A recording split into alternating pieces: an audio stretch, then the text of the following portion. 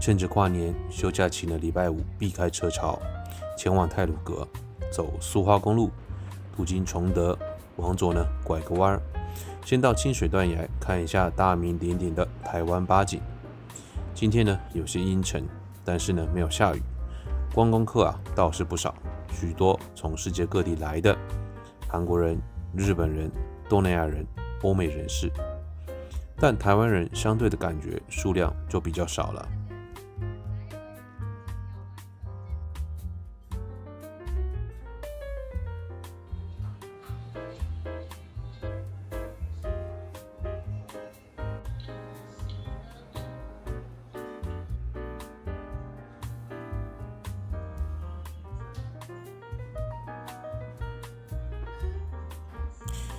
这个东西横贯公路的牌楼是民国49年建造，是为了纪念台湾的第一条东西横贯公路。是巧，在今年的双十节前，因为老旧以及颜色的脱落，太管处呢对牌楼做了修缮补强，因此这边看到的就是换上新装的式样。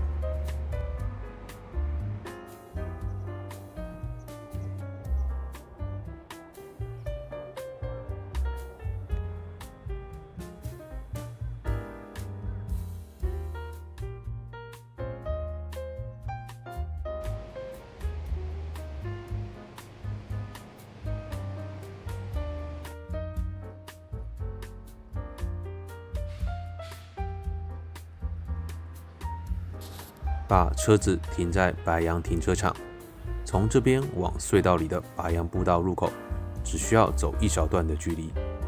但这次我们仅仅走了1公里多一点，至第2段隧道时，公告因为落实，步道已经暂停开放，只能在这里折返了，无缘前进了。隧道前方呢，见到一群东南亚的游客，已经身着各色雨衣，准备要体验雪莲洞的醍醐灌顶。也只能请领队拍一张到此一游啦。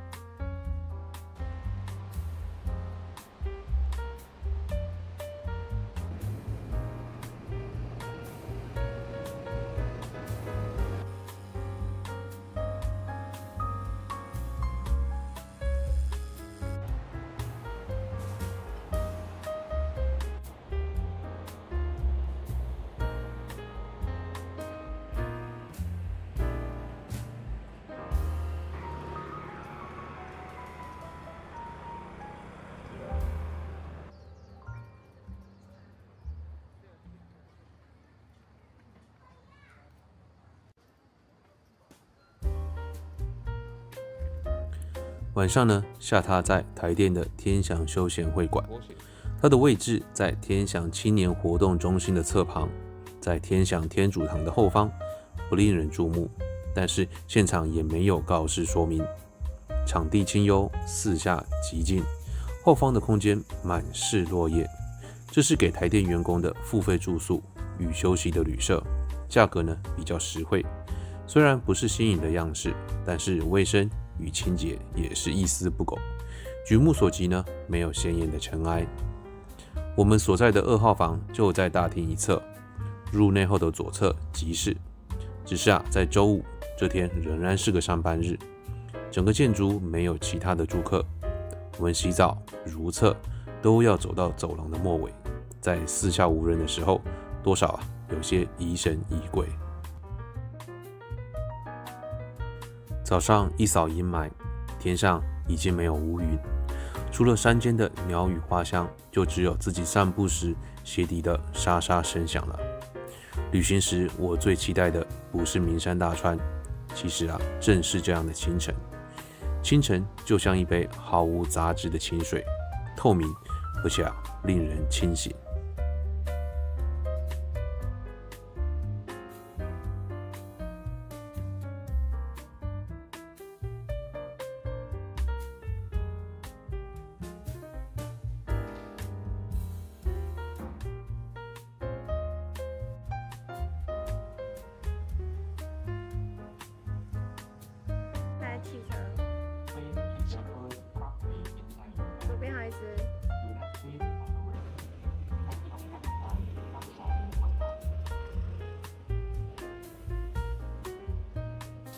旅社走出来，除了下坡，这一侧呢是天祥梅园，当然了，四周都是梅花，周遭还有些盛开的九重锦。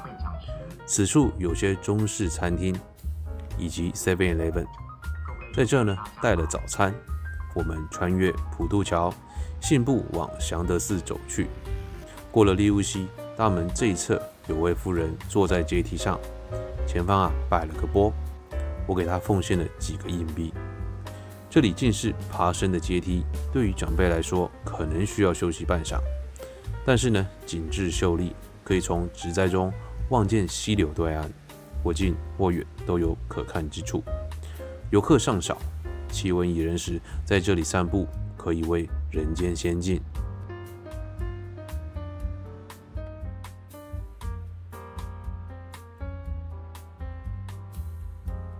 这里有2处比较高大的神像，一座是白衣大士，这天仍在整修，经过时，一旁的修缮工人在鹰架上正在讨论施工的事项。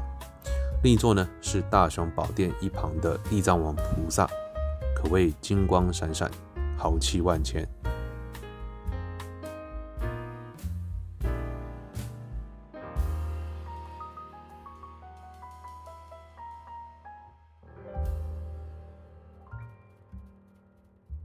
在大雄宝殿前方，一位婆婆请我帮她照相。我见她讲英语，问她从何方来。她说他们全家从加拿大来旅游，她是佛教徒，但全家只有她走到寺庙这。我想到前方层层高起的阶梯，她身子应该算得上硬朗吧。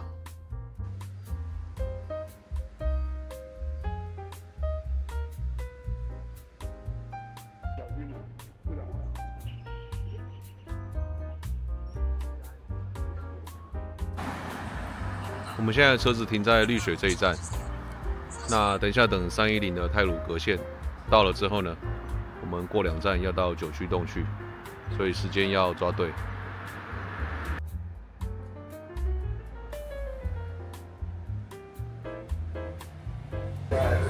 这道路这么狭窄，所以双方要交汇的时候呢，像比较大台的，可能要先知会一下。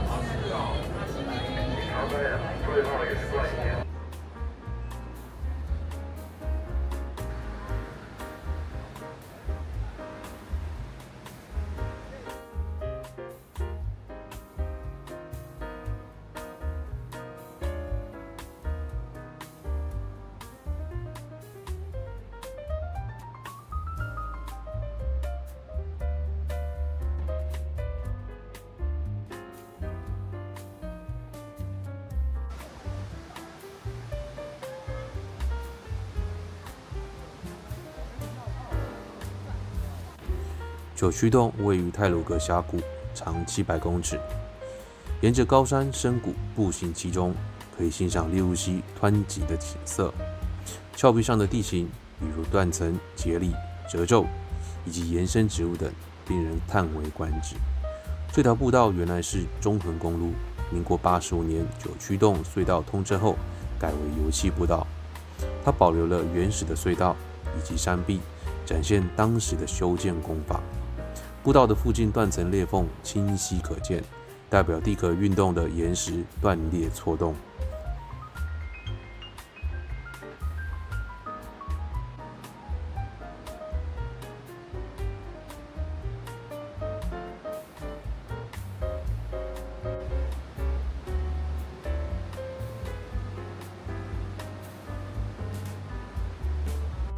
2点半，我们已经回到步道的入口。预计等310线巴士再前往燕子口，结果时间过了半个钟头，车子呢却还没有出现，只好往回乘坐至绿水步道站的停车场。由于还没吃中餐，所以在这里贪吃了不少零食，然后步行前往岳王亭吊桥，距离这里约莫700公尺。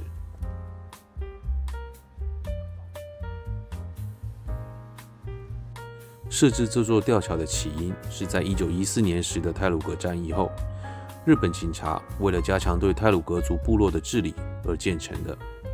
当时称作岩中桥，岳王亭吊桥则是后来的称呼。我呢，走在其上，为时有点害怕，因为两侧的扶手高度比我预期来的低矮，高度的暴露使通行者很难不注意利物溪上的石头以及水流。对惧高症者来说，通过前可以稍微有个心理准备。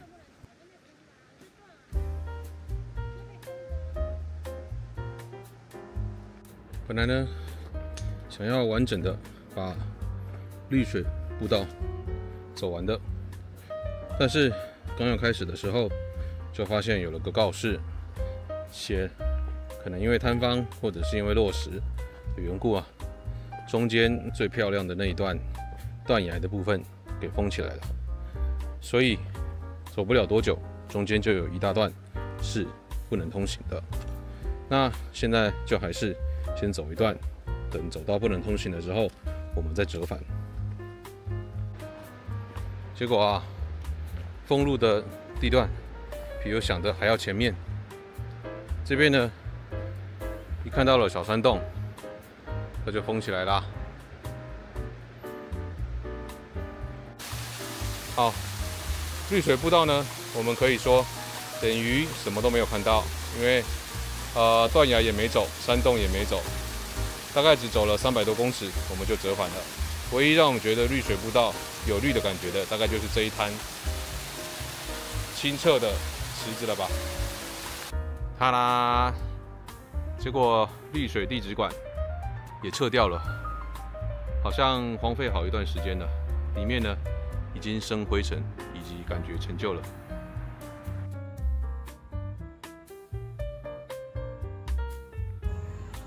来到了部落湾这里，但是呢，部落湾吊桥，开放时间已经超过了4点半，所以我们已经不能进去了。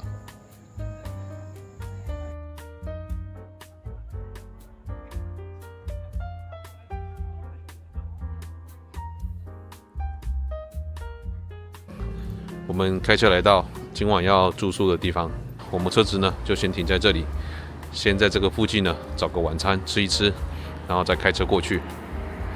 这边啊真的是美极了，还有一点点那种柴火烧东西吃饭的味道。无限心旷神怡的天空，这是属于花莲的天空，这是属于山上的天空，就是这里了。剩下没有多少地方可以吃东西。是先买单吗？还是？吃完再买单嘛。好，谢谢。有鸡还有吗？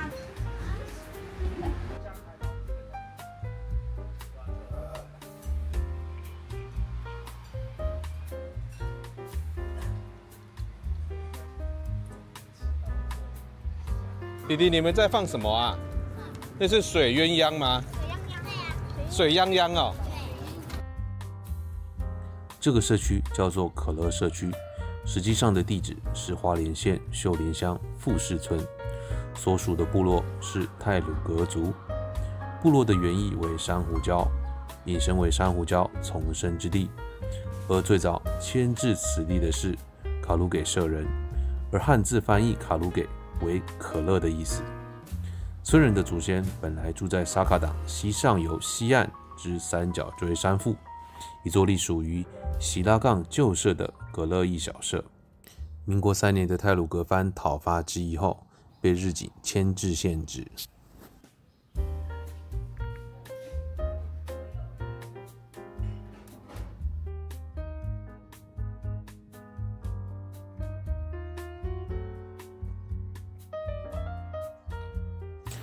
这个早上来到了新城天主堂，这里本来不是规划中的景点，只因为它就在旅社附近，就顺道过来瞧瞧。结果这里成了此行中最喜欢的地点，不论是日常民居、植栽景观、浓厚的历史氛围，亦或是阶梯上打盹的小猫，都让旅人感受到闲适与疗愈。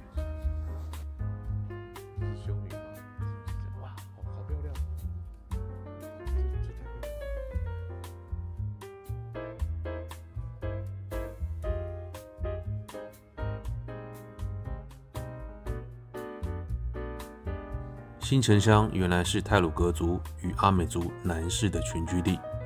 日治时期，太鲁阁族因为一名少女被日本士兵欺负，引发族人的愤怒，遂由汉人通事李阿龙协助策划下，由赫赫斯社的头目哈鲁纳威和波士林社头目率领各社壮丁，因此歼灭了13名日军。这个事件称为新城事件，同时也是台湾人民抗日行动的重要里程碑，也从而导致后来的太鲁阁战役。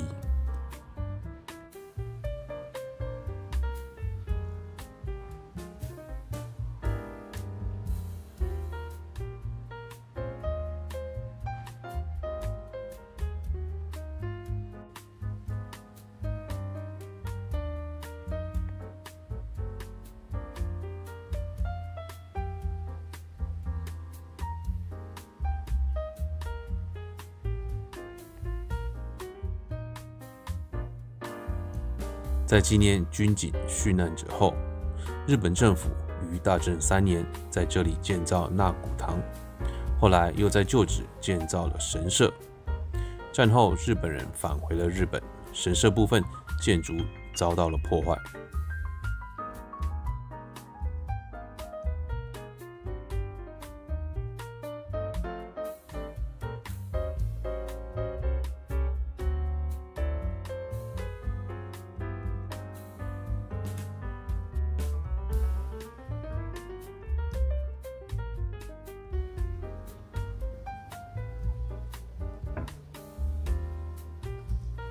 进入民国时期，瑞士籍神父们在神社周边建立了幼稚园、神父会院和以圣经诺亚方舟为主题的礼拜堂。民国59年，天主教医院在此落成，并且于民国87年功成身退。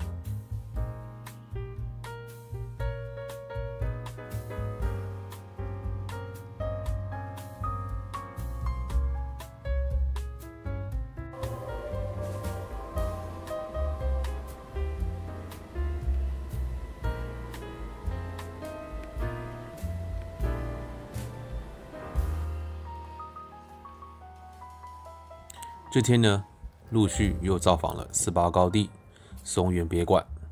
不过这些地方对我留下的印象比较不那么深刻。安插在这4天3夜的旅行里面，相较之下就显得平淡了点。因此在这就不特别赘述，带几个画面示意一下。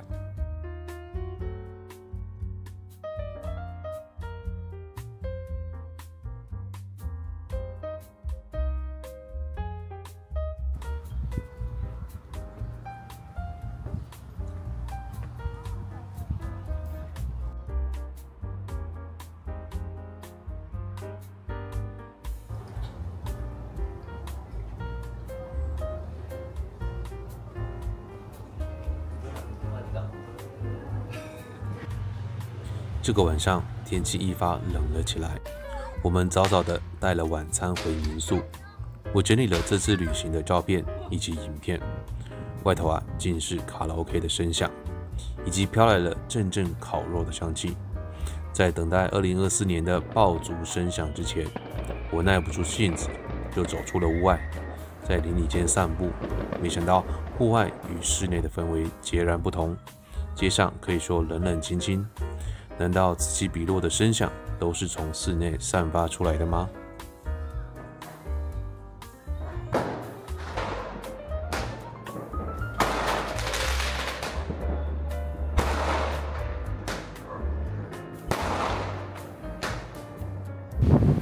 本来想说呢，经历了昨晚大家这么热情疯狂的跨年之后会睡得比较晚，没有人会在这么一大早黑灯瞎火的来这个七星潭的海边，想要看日出。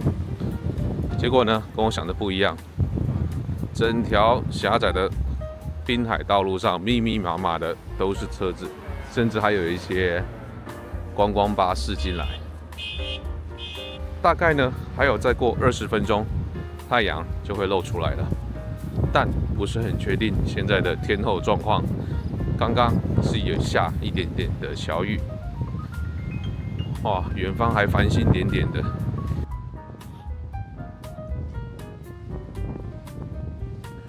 那么这次4天3夜久违的太鲁阁旅行就在这边要结束了。某些步道因为落石被封闭，比较可惜，但是也首次体验了在太鲁阁邻近的社区过夜。质朴的社区与壮阔的自然环境真的非常特别，下次再来探索其他区域吧。